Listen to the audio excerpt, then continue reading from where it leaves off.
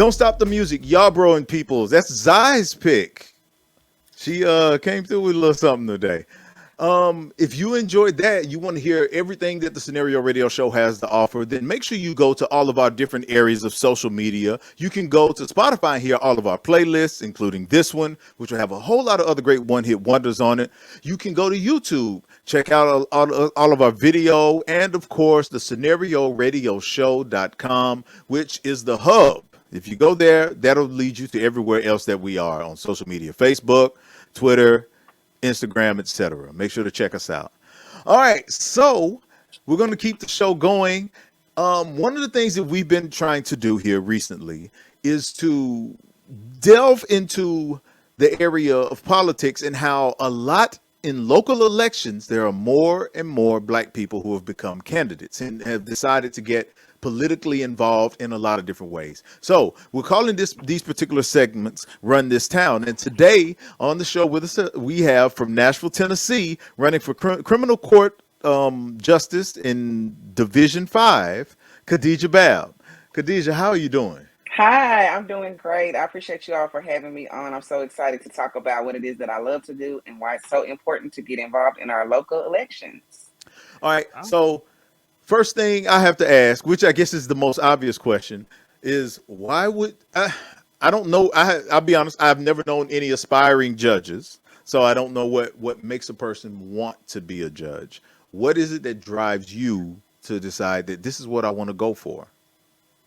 Okay, so the reason why I want to be a judge right here in Nashville, Tennessee is obviously because I'm from this area, and also that we still have an issue with mass incarceration. As Mm. some people may know and some people don't know, but 37208 is one of the most incarcerated zip codes in the country, and at one point was the most incarcerated zip code in the country. So that's a problem for me. So we're continuing to do some of the same things, and I said, hey, I need to jump in this race so that I can create some change. What a lot of people don't know is that Nashville judges, or Tennessee in general, have 8-year terms. So we will not get this opportunity to elect our judges again for another 8 years. That's some of the longest Mm. term limits for judges in That's the a long entire time. country. It is almost a decade. Okay, okay. So when you serve as the circuit court judge, what does that role entail? What would you be actually doing?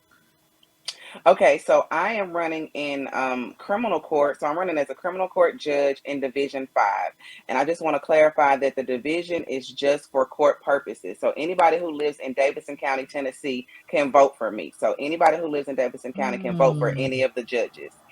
So a criminal court judge has jurisdiction over felonies for the most part. Now they hear misdemeanors, but that's more so for general sessions. But criminal court judges hold jury trials. They can have bench trials. They can sentence somebody to life. That's the highest level of courts that we have as far as criminal court is concerned. So that's why it's so important to have people in that position who are not so punitive and sending people away, especially for nonviolent offenses for 10, 20, 30 years. So as a criminal court judge, mm. I would preside over jury trials. I would hear evidentiary motions, and of course, I would do hear plea agreements or pleas when the district attorney and a criminal defense attorney agree on something. So that's what the criminal court judge does. Okay, okay. When did you first know that this is what you wanted to pursue? So I joked about this actually probably in like 2018. I have a good friend who's my campaign manager as well as a local defense attorney. Her name's Courtney Teasley. And I joked to her, like, hey, maybe one day I'll run for judge. And so I practiced criminal defense for a couple of years, and then I switched over to the district attorney's office. And for me, it's just a natural progression in my, what I feel like is my life's work, is my passion, is to help Mm. the community. So I went from being a criminal defense attorney where I took indigent cases and I represented clients who couldn't afford an attorney, Mm. and I said, okay, I need to do something on a bigger scale. So I joined the district attorney's office where I feel like I could create change from the inside out. And then I did that for a couple of years. And I feel like my natural progression was to go into the next step, which is to be a judge so I can impact people's lives on an even larger scale. Wow. Mm. So, what does it look like? What, to you, what does it? I know, for instance, your slogan, which entails your last name, your letters Mm-hmm. BABB, build a better Yes. bench. What Yes. does that look like, building a Mm. better bench? Because I'll be honest, I'm not sure about what type of latitude someone has from the bench, as far as when you were talking about not being that, we're obviously way more punitive than we need to be. But what is that? So, what does an alternative to that look like? Okay, so I am running on creating a what's called a trauma-informed approach and trauma-informed environment in criminal Mm. court.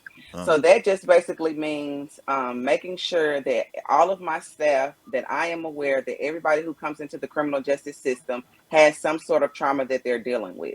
And nobody wants to be in criminal court. Nobody wants to be in court in general. So when this person comes into my courtroom, even whether they have an attitude, whether they're not speaking up loud enough, there may be something that they've experienced that's traumatic, that they're manifesting in this moment in the courtroom. It may not have nothing to do with me.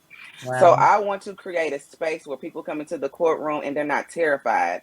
So what's not going on in criminal court right now, specifically along the lines of being trauma informed, is I want to create a restorative justice program in criminal court.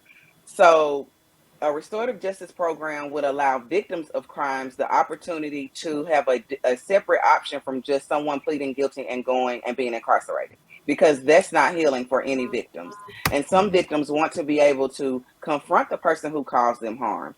So the way my restorative justice program would work, if a person who's charged with a crime and the victim of the crime is agreeable to have a restorative justice circle, or restorative justice process, then that person's case will be diverted out of the criminal justice system and they won't have a conviction. So that's the incentive. So once somebody pleads guilty, or once somebody has a jury trial, then there are restrictions on our judges for, as far as what they can sentence someone to, sentencing guidelines. But I'm talking about before we even get to that point, diverting people out of the system so they don't have convictions on their records, and also experiencing true accountability. Because for me, I feel like incarceration is not really true accountability. It's not a Mm. deterrent, because people who commit crimes don't think they're going to get caught. So it's Mm-hmm. not a Yeah. true Mhm. deterrent to crime. So I want to start a restorative justice program, and then I also want to start a youthful offenders program for young people who are ages 18 to 24, to Mm. address their lack of Mm. maturity and brain development, as well as holding them accountable, but giving them the resources that they need to be successful in the community. Because again, the resources in juvenile court aren't particularly adequate to address 18 to year olds, but we also can't treat them like adults, because once we start treating them like adults, then they start behaving like adults and they start committing crimes like adults. Yeah, it's the physiological. I mean, it's been proven scientifically, physiologically, 18 to 24-year-olds are not of the same makeup as an Mhm. adult would be. Okay, Exactly. we're going to talk about that a little bit more when we come back. But right now, what we want to do is to get into your song pick. Now, this is how some people Okay. gonna rate you as a judge. Now they're gonna be like, well, if she don't pick a song I like, I don't know if I can vote for. But no. So what song did you decide to go with on our One Hit Wonders playlist? So I chose MIA Paper Planes That's a Okay. as good the one. song. Oh. That's Yes. a good song. Because what I learned about that song is that she is talking about the experience of being an immigrant, if you Mm-hmm. Mm. listen closely. So I like the Mm. message that the song provides to people. Provides, it's just talking about how we assume immigrants are, when they come into our country, they're going to commit crimes. They're not educated. I also like the fact that this song was on Slumdog Millionaire, which is a great movie if you all Yes. haven't seen it. Mhm. Yeah. Yeah. Mhm. Okay, Mhm. so we're going to check out MIA Paper Planes right here on the Scenario Radio Show. When we come back, we'll continue our chat with Khadija Babb. Stay tuned.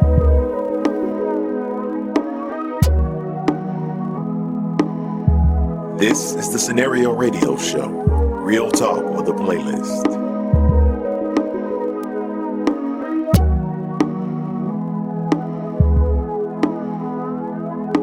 That's the scenario.